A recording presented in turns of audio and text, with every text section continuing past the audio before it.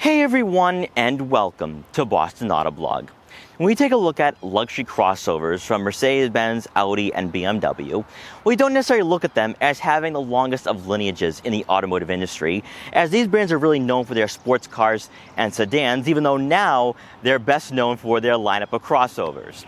However, sedans and sports cars have been around for over 50 years for these brands, and they've built up a great tradition and great reputation as being fun and engaging vehicles to own. However, the Mercedes Benz GLE descends from one of the oldest vehicles in this market, and that was the Mercedes Benz M-Class, which came out in 1997, so this vehicle actually has almost a 25-year history. But more importantly, the M-Class was featured in the Jurassic Park movie franchise, and from then on, this segment has grown substantially, as the BMW X5 came out right around the same time, and then by the mid-2000s you had the Porsche Cayenne, and then also the Audi Q7. And really, I would argue that movie helped grow this segment even more, as today in 2021, they come in all shapes and sizes and also prices. Now, I think a question that a lot of consumers are going to have is, why should I buy a GLE instead of a GLC and spend $10,000 more? Because what did this vehicle offer that the GLC can't? And I think a lot of consumers looking at BMW and Audi as well are going to share that same question. And I think it really comes down to the luxurious nature of going with a bigger vehicle, because you're going to have better features, but also the driving dynamics and also the smoothness of the ride. And that's why I am here to take a look at the Mercedes Benz GLE, as we've already featured the GLA, GLB, and GLC, and it only makes sense to keep going up this ladder. So in this video, we're going to take a good long look at the Mercedes Benz GLE, see how it compares to its closest rival, the BMW X5, which these two have been going at it for over 20 years, and also see why, if you're looking at buying a compact crossover, but you have the budget to go a little more upscale and go with something a little bigger, then maybe going with the Mercedes Benz GLE might be a great decision. Now, before we get in this video, I want to give a huge shout and thank you to Mercedes Benz of Burlington in Burlington, Massachusetts, for allowing me to do this review. The link will be in the description below, so you can check out their extensive Mercedes Benz inventory. And so, without wasting any further time, let's get right in this review. Mercedes Benz is synonymous with their catchphrase, the best or nothing. And when it comes to luxury crossovers, consumers are expecting to receive an ownership experience like no other. With SUVs becoming a top priority for German manufacturers over the last decade and a half, it was Mercedes-Benz who was at the forefront of this segment way back before the new millennium, and long before Audi, Porsche, Bentley, Alfa Romeo, Maserati, and Jaguar hopped on this bandwagon.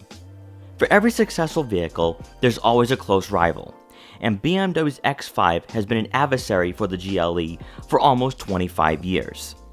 In that period of time, this crossover has become a staple for the lineup, and now in its fourth generation, the GLE is here to provide comfort and refinement that exceeds that of rivals. Starting off with pricing, the Mercedes-Benz GLE 350 4MATIC comes in at $57,250, undercutting the BMW X5 xDrive 40i by almost $4,000. For those who are on the fence about whether to go with a GLE over a GLC or other compact luxury crossovers, keep in mind that by upgrading to a midsize, you're going to have better practicality, more interior room, and improved refinement and quality. When looking at the dimensions, the GLE is identical in size to the BMW X5, but within the Mercedes-Benz family is about 11 inches longer and is an inch or so wider, and thanks to its traditional SUV roofline, has a height advantage of around 5 inches. This will allow you to opt for a third row to make the GLE the family-friendly choice between the two, and at the very least provides more leg and headroom for taller passengers. When it comes to off-road capability, the GLE 350 comes standard with 7.1 inches of ground clearance, which is more than enough to take on unplowed streets during the winter. For non-AMG and AMG line models, Mercedes-Benz is best known for giving their vehicles a classy and clean design, as they're continuing the trend of smoother body lines and simpler front fascias that have similar appearances to the rest of the lineup. Staying true to who they are, there will be chrome accents found on the lower portion of the front bumper and integrated into the grille that contrast nicely with the other aesthetics that help make up the appearance of the GLE. Of course, you will have LED headlights for an upscale appearance, but you can opt for the $900 exterior light package to give the GLE adaptive high beam assist and active curve illumination for improved visibility at night when traveling on dimly lit back roads. Moving over to the side profile, our model is sitting on the optional 20-inch twin 5-spoke wheels, which is an upgrade over the 19s that come standard. Even with the bigger tires, you're not sacrificing the smoothness of the driving experience the GLE offers, as this midsize crossover takes on the harsh New England roads quite well. This GLE also came equipped with body color power folding side mirrors with turn signal indicators, to go along with blind spot detection for added safety. Then coming around to the back, while the rear third of the GLE appears to be a scaled down version of the GLS, it does have its own distinct appearance, with unique LED taillights that differs from the GLC and other crossovers in the lineup. To insinuate off-road capability and versatility, the plastic cladding becomes more pronounced for the rear fascia compared to up front, but chrome accents once again draw your attention and help complete the overall appearance of the GLE. For buyers who want a sportier and aggressive exterior design, Mercedes-Benz does offer a GLE coupe, just like with the GLC, but keep in mind that you will be sacrificing some practicality with the sloping roofline. Under the hood, the Mercedes-Benz GLE 350 is powered by a 2-liter turbocharged 4-cylinder engine that puts out 255 horsepower and 273 pound-feet of torque, and is paired with a 9-speed automatic transmission. For some, the 7.1 second 0-60 time won't be enough, and that's where we'd recommend looking at a GLE 450, as we have an inline 6-cylinder engine that gives you 362 horsepower and 369 pound-feet of torque. Where the GLE shines the most is with its superb and comfortable ride quality, with far more refinement than what we experience with smaller compact crossovers. Consumers specifically looking for luxurious driving characteristics are certainly going to find it with the GLE 350. For the drivetrain, our model is equipped with Mercedes-Benz's 4MATIC all-wheel drive system for better year-round drivability. Then when it comes to fuel economy, you'd expect to receive right around 19 miles per gallon in the city and 26 miles per gallon on the highway. Stepping inside, you get by one of the classier interiors in the midsize luxury crossover segment, with your choice of going with leatherette or leather seats. They'll be power adjustable and heated for the driver and passenger, with our model offering 3-position memory for the driver's side. Mercedes-Benz is known for providing a premium luxury experience with a list of optional features, such as ventilated seats, a head-up display, cooled cup holders, and augmented reality to help elevate the driving experience. Standard will be a full digital gauge cluster that offers one of the most in-depth displays on the market, and by using the buttons mounted on the left side of the steering wheel, you can customize the appearance of this display, access your navigation system and important information pertaining to your GLE, and of course giving you the ability to scroll through radio stations to find your favorite music while also keeping your eyes on the road. Adding some continuity and keeping the interior design looking fresh, the infotainment system is part of this fully digitalized display rather than being a separate piece. We've experienced Mercedes-Benz's latest user interface in the past, but it should be important to note just how user-friendly this head unit really is, as you can use the touchscreen, the touchpad found in the center console, or by simply using the buttons mounted on the right side of the steering wheel to help keep both hands on the wheel as you're navigating your way through different menus. Of course, there will be quick access buttons as well, giving drivers the best experience possible as you're traveling to your destination. Resolution and responsiveness are crisp, and the overall quality is certainly on par with Audi's MMI user interface, and you might find it to be better than BMW's iDrive 7 system. Setting the mood will be ambient lighting, and when you compare this interior to its competitors, or even the Mercedes-Benz GLC, you get a better sense of opulence and luxury. Helping you park the GLE will be a variety of camera angles to choose from to ensure that you don't get yourself into trouble when you're on narrow streets or in a crowded parking lot. Below, you'll find the buttons for your dual-zone climate control, front and rear defrosters, and your AC controls. Then as we work our way down towards the center console, there will be a wireless phone charging pad, and returning to the touchpad, on the left will be your dial for the drive mode selector, and on the right is a dial for the volume. Where the GLE stands out the most is with its driver-centric layout, while also having a cabin that exudes a classy and sophisticated feel. For the center storage compartment, you'll find plenty of room for smaller items. And above, our model has a power moonroof to let in some natural light to the interior. Now for passengers in the back, we're going to start off on the passenger side, and the seat is adjusted all the way back. It's also somewhat on a recline, and I have plenty of legroom to work with here, and that's exactly why you want to go with the midsize crossover, because in the GLC it would be a bit tight if you were to adjust the seat all the way back. So I have plenty of legroom. Headroom isn't that bad at all because it has more of a traditional SUV roofline, and then also the second row seats do sit a lot lower than the front seats just to maximize that headroom. So I think if you are a taller person around 5'10" and above, I think you could sit back here pretty comfortably. And also that's why this crossover is far more conducive for a growing family. Now for the center seat, you actually have some great placements for your feet. Even though the center hump is somewhat wider, it's not necessarily aggressive. The shoulder room is fantastic. It's very family friendly. You can fit a third person back here, I believe.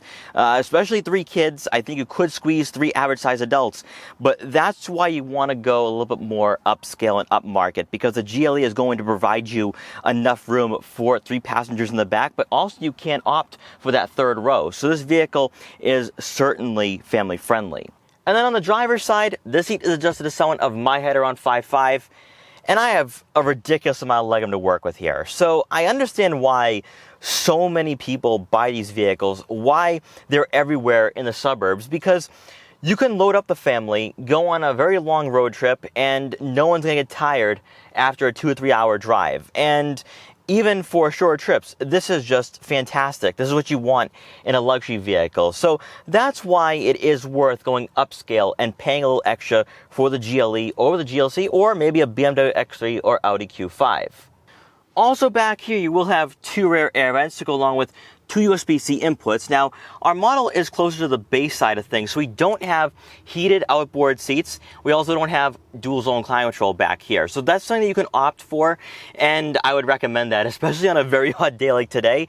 I think having dual zone climate control back here would be really nice.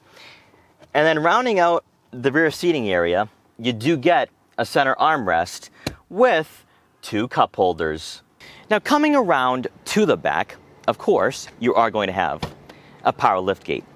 And inside, you're going to find right around 33.3 cubic feet of rear cargo space, which is identical, pretty much, with the BMW X5. And now you see why these two have a very close rivalry. Now, you can opt for the third row seats, but I'd recommend just going with 2 rows if you want the best practicality. And back here, you can fit plenty of stuff. I could fit all my camera gear back here and still have plenty of room for groceries and other smaller items. So I think you could fit, I'd say 5 to 6 bags of luggage if you are going on a road trip with the family. And that right there is why I would recommend looking at a midsize crossover over a compact crossover, because obviously, of course, by its namesake, compact crossovers are not the most practical. So this is definitely a step up and certainly conducive for that family. Then with the second row seats folded, that space is right on double in size to about 75 cubic feet. So overall, you have plenty of room to work with here, whether you are by yourself or with a significant other, or if you do have a family. And that right there is why I say that when you combine the luxurious nature of this vehicle and also its practicality, it really is a no-brainer to go with the GLE over something a little smaller. Then beneath the floor mat, you will find your spare tire, so if you do encounter a flat on your road trips or travels, you can fix that and be back on the road. Then on the left side, you will have some netting for some smaller objects that could get thrown around on your more valuable items. You can also maybe put a water bottle or 2 back here as well. Then of course, you will have your rear cargo cover, which will keep all your valuable items out of sight. So if you are like me and you have camera gear with you or anything of value, you can leave them back here and you'll have that peace of mind knowing that no one will be able to peek in and steal what you have. And then once you're done, just press the button and the liftgate will close automatically. All right, so let's take the Mercedes Benz GLE 350 out for a test ride to see how it performs, how it handles, how it drives, and how it compares to, say, a GLC and other compact crossovers, while also comparing to the BMW X5 that we reviewed last year. Now, the first thing that buyers are going to love is the size of the GLE. This vehicle is huge. You have plenty of shoulder room, and you also have, of course, plenty of legroom as well for passengers in the back. So everyone in this vehicle is going to be very comfortable. Also, something too is that for taller people, it's going to be a perfect crossover as well. It's not going to be as claustrophobic as the GLC. Now we are going to start off in comfort mode. I want to see how this vehicle kind of handles and performs in its best setting, in my opinion, because just like with the GLC, wasn't a huge fan with sport mode, so I think comfort's going to do a better job with this crossover. So the first thing you're going to notice if you are cross-shopping a GLE and GLC and you test drive them back to back is that the GLE is all around far more smoother and quieter. There is no road noise or outside noise at all in the cabin of this vehicle, which really adds to the luxury quality and aspect to this vehicle. But also more importantly is cruising around town, it is so smooth. It really truly is. Even when it comes to the steering input, it just feels overall refined, and I like that, especially for a vehicle at around $60,000. So we're gonna have a good opportunity to at least get some acceleration here as I wanna pass this truck, and we also have a 2-lane highway.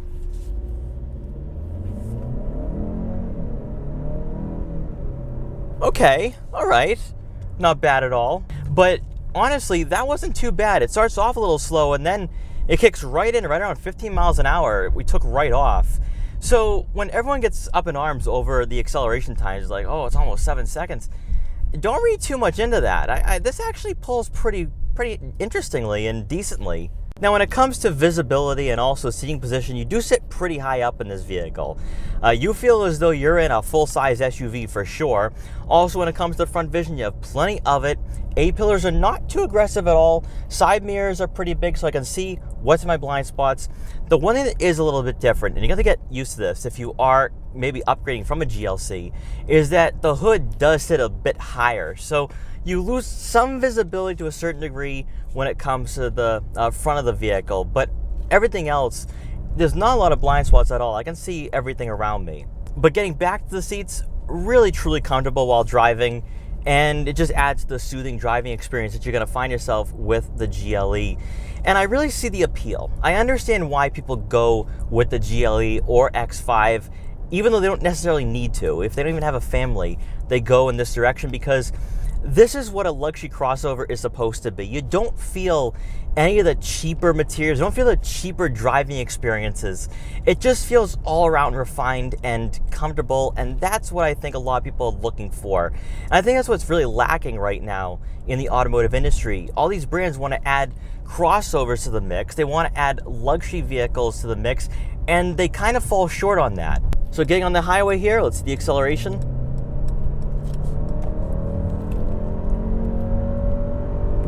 All right, not too bad at all.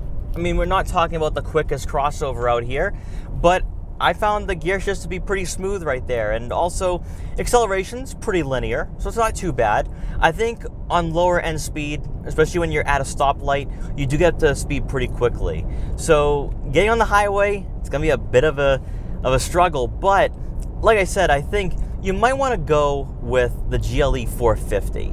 That's going to give you better performance. It's going to be a little more engaging to drive, and that would be my choice in the GLE lineup, especially if you are somewhat on a budget. So you can get better performance, and you're still going to have that nice luxury quality to the vehicle. So let's get off the highway, see what turning is like. I'm pretty sure there's going to be some body roll. Braking isn't too bad either. And you feel it. You feel the body roll. Yeah, I don't want to go too quick around this corner. You can feel it. So you're not going to be driving this on back roads aggressively, and that's not what this vehicle is meant to do. Obviously, you're going to go AMG if that's the case. But not too bad. I like the steering input. Not too tight, and it's pretty direct. See, it takes right off at around 15 miles an hour. And that's why when people are like, oh, 0 to 60 times around 7 seconds, I wouldn't read too much into that, actually. I think this vehicle performs quite well for what it is. Now, when it comes to the infotainment system for the GLE and the interior layout, I absolutely love this vehicle. But what I like the most, though, is the fact that the infotainment system is that it's not just dual functionality. There's actually a third way to access the screen, and you can do that on the steering wheel. So you can keep your eyes on the road and go to your favorite music, check out your navigation. And I love that. So you have a home button, you have a backwards button, and most brands only have the ability to scroll through your music or your volume. I wish more brands would follow Mercedes-Benz. I think this is much more safer, but also far more user-friendly. But that's why I feel the Mercedes Benz GLE has a better interior than the BMW X5. And one of my gripes with BMW right now is that all their interiors look exactly the same, so you don't really feel like you're getting anything exclusive. You don't really feel like you're getting anything unique. And that really takes away from the whole ownership experience, in my opinion. Obviously with BMW, they're far more performance oriented rather than luxury. So with Mercedes-Benz, I think they go all in on the refinement and also the luxury aspect. But for a GLE 350, you're not going to have the cornering ability. You're not going to have that lower center of gravity, but you're going to have that luxury features. You're going to have the comfort, and that's why people want to go into Mercedes-Benz, because BMW and Audi, to a certain degree, do cut a bit short in that regard. Audi's more technologically advanced, and they're focused on really wowing you with eye candy. Where Mercedes-Benz, this is more practical luxury that I think has really created a nice tradition and reputation for themselves over the last really 20 years, I would say, at least when it comes to crossovers. Now, just for the heck of it, I do want to put the GLE in sport mode just to see what that does. It does make the engine a bit more aggressive. Accelerations are a bit more responsive. Steering input, I'm not noticing a whole lot of a difference, and I really don't think there is much of a difference between comfort and sport mode, and that's not what the GLE is really designed for, at least the 350.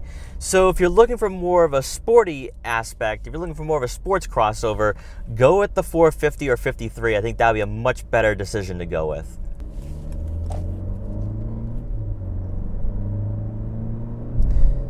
So gear shifts become very aggressive in the sport setting, but I think a lot of buyers are not going to be using sport mode that much at all, especially where you're not going to have the performance to back it up. And I like how Mercedes-Benz didn't give us this fake feel of steering where it tightens up far too aggressively.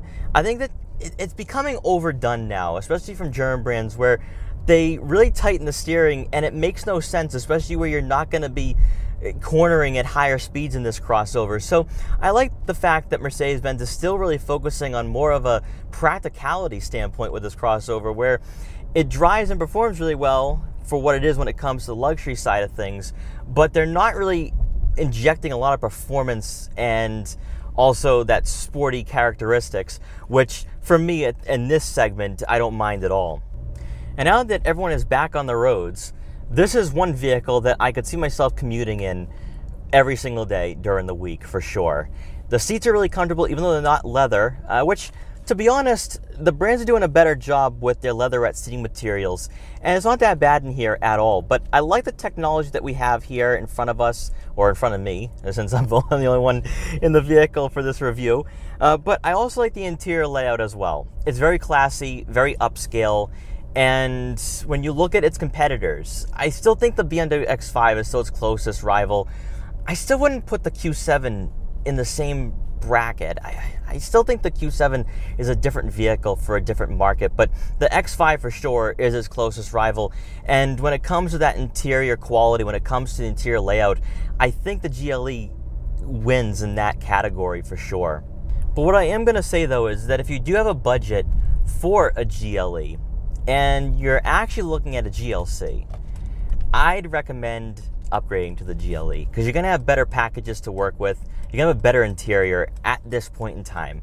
I don't know when the new GLC is coming out, but I know the interior is going to be updated and it's going to be a bit more upscale than the current model. But if you're looking at buying a vehicle right now, then the GLE without question is worth buying and worth going with over the GLC. Just because you have a much bigger interior. I like the way the infotainment system is laid out, but I also like the center console as well. I think the whole ambiance of this vehicle is luxurious and sophisticated, and I think that's why a lot of Americans are really choosing this segment. When you look at the sales figures, they haven't dropped or really grown much over the last 10 years, and I think it's just because people are looking to upgrade to this segment. It's a bit more appealing, and I think it's a nice vehicle where people can say, I want that, and it's attainable. It is. At $60,000, a good amount of Americans can still afford that. So I think that what Mercedes-Benz has here is a great all-around crossover, and for good reason. It's been around for over 25 years, or almost 25 years, I should say. So Mercedes-Benz knows what they're doing in the midsize crossover market. So at the end of the day, after spending a good amount of time with the Mercedes Benz GLE, it's the interior that impresses me the most. Because, as you guys know, we've already featured the GLA, GLB, and GLC, and it's the GLE that really stands out in this lineup, especially at its price point. Because you really don't want to break the bank to go with luxury, and the GLE, even in its base form. Now, we have more of a trimmed down version of this vehicle. So you don't have all the features and the bells and whistles, but I like this vehicle. I don't feel like I'm missing out on anything.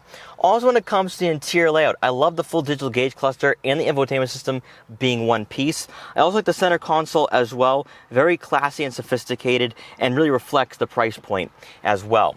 Now, when you compare this to the BMW X5, what I would say is that the GLE does win out when it comes to interior quality and layout, because BMW's been sharing the same interiors on all their vehicles lately, and it kind of cheapens the experience. Now, for the GLE, it's actually going to stand out because the GLC is a bit outdated and aging a bit, and we're waiting for the new model year. So there is a bit of exclusivity right now if you were to buy a GLE at this moment in time. Now, also something too, you can deck this vehicle out with more features as well, like cooled cup holders, ventilated seats, 4-zone climate control. The list just goes on and on. What I would recommend, though, is to go with augmented reality. I think it's a great feature right now in 2021 that not a lot of brands are utilizing yet. Then when it comes to performance, I would recommend going a little more upscale when it comes to that. Go with the GLE 450, just because you have better performance and also more feedback. However, if you're just a consumer that's looking for luxury, then this is the vehicle for you. It feels so comfortable in here. The seats provide a good amount of bolstering. Also, it feels far more upscale and refined than the GLC and other compact crossovers, and that's nothing to take away from those vehicles. I think they're perfect for their price points, but when you're spending around $60,000, you want to have more of a classy interior. That's exactly what the GLE is providing. Then also you factor in the practicality with all the space that you have, and this vehicle is just very family friendly overall. Now, for myself, I would say go with the 2-row option instead of going with the 3-row, just because the 3rd row is going to take away from that practicality, but at least you have that option where if you do have a bigger family, you can go with the 3rd row. So I think that's really cool to see. And the interior, to me, is the lasting impression. That's what makes this vehicle totally worth the price, around $60,000 to start with. And I would definitely recommend taking this vehicle out for a test drive, experience it. Also, of course, cross-shop it with its competitors. But I do think, though, from the comfort aspect and just its characteristics, you're going to like the GLE over the X5, at least at this price point. Maybe when it comes to performance, it might be a different story. But if you're just someone who likes a luxurious interior, the GLE is definitely going to be the vehicle for you. So guys, thank you so much for watching this video. Please like, comment, share, and subscribe for more. Also, make sure to follow me on Instagram at Boston Auto Blog so you can see what I'm up to and what vehicles I'll be featuring in the future. And I will see you guys next time.